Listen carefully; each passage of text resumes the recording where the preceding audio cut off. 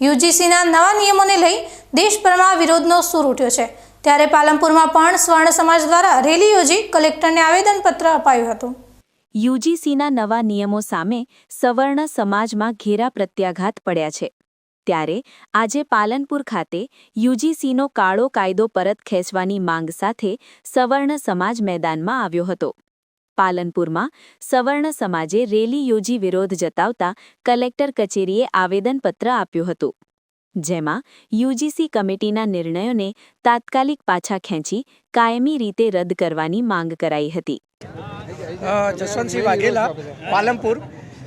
તાજેતરમાં યુજીસીનો કાયદો જે લાવવામાં આવ્યો છે તે સવર્ણ સમાજ માટે અન્યાયરૂપ હોય આજ રોજ અમે સવર્ણ સમાજ સમિતિ પાલનપુર દ્વારા માનનીય કલેક્ટર સાહેબને આવેદનપત્ર આપવાનો કાર્યક્રમ રાખેલો છે। આ કાર્યક્રમનો હેતુ માત્ર એ છે કે જે અત્યારે જે આ યુજીસીના નિયમો બનાવવામાં આવેલ છે તેમાં જે ઇક્વેલિટી કમિટી બનાવેલી છે તેમાં માત્ર એસસી, એસટી અને ઓબીસીના પ્રતિનિધિઓનો સમાવેશ કરેલો છે। જનરલ કેટેગરીના કોઈ વ્યક્તિનો સમાવેશ કરેલો નથી। સાથે સાથે જે વોચ કમિટી કહેવાય, સ્ક્વોડ કમિટી, તેમાં પણ જનરલ પ્રતિનિધિનો સમાવેશ કરેલો નથી। એટલે ભવિષ્યમાં ઉચ્ચ શૈક્ષણિક સંસ્થાઓમાં આ કાયદાઓનો મિસયુઝ થવાની પૂરેપૂરી સંભાવના છે અને બંધારણમાં જે કાયદા સમક્ષ સમાનતા જે એનો સિદ્ધાંત છે તે ભંગ થવાની પૂરેપૂરી શક્યતાઓ છે। એટલે અમારી ડિમાન્ડ એ છે કે તાત્કાલિક આ કાયદો પાછો ખેંચવામાં આવે અને સવર્ણ સમાજને ન્યાય આપવામાં આવે।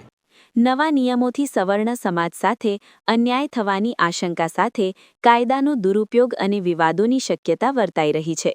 ત્યારે કાયદા સામે સૌ સમાન મુજબ આ નવા નિયમોને તાત્કાલિક અસરથી રદ કરવાની માંગ કરાઈ હતી। યુજીસી દ્વારા જે નિયમો બનાવવામાં આવેલા છે એનાથી સમાજ વચ્ચે ભાગલાઓ પડી રહ્યા છે। સવર્ણ સમાજના વિદ્યાર્થીઓમાં ખૂબ ચિંતાનો માહોલ છે અને આવા નિયમના કારણે અંદરો અંદર ભારતમાં વર્ગ વિગ્રહ થાય એવી પરિસ્થિતિનું નિર્માણ થયું છે। આવા સંજોગોમાં સરકારે જે પણ પ્રકારના યુજીસીના જે સભ્યોએ જે નિયમ બનાવ્યો છે એ તાત્કાલિક અસરથી રદ કરવામાં આવે।